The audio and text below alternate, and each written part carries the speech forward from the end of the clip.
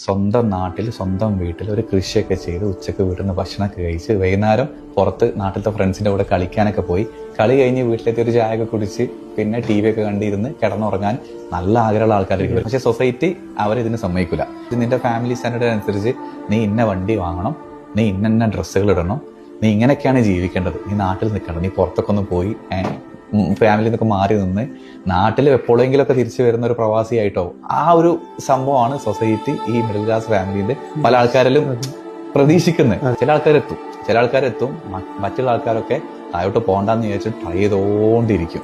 ഈ ഒരു സൈക്കിൾ ഇങ്ങനെ തന്നെ പോയിക്കൊണ്ടിരിക്കും. ഒരു വല്ലാത്തൊരു ലൈഫാണ് മിഡിൽ ക്ലാസ് ഫാമിലിയിലെ ആൾക്കാരുടെ.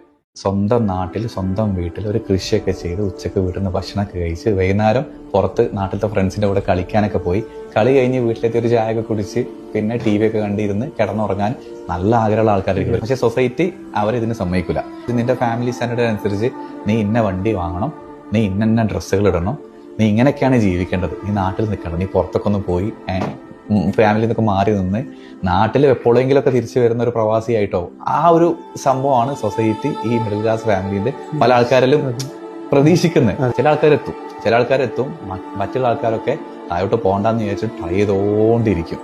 ഈ ഒരു സൈക്കിൾ ഇങ്ങനെ തന്നെ പോയിക്കൊണ്ടിരിക്കും. ഒരു വല്ലാത്തൊരു ലൈഫാണ് മിഡിൽ ക്ലാസ് ഫാമിലിയിലെ ആൾക്കാരുടെ.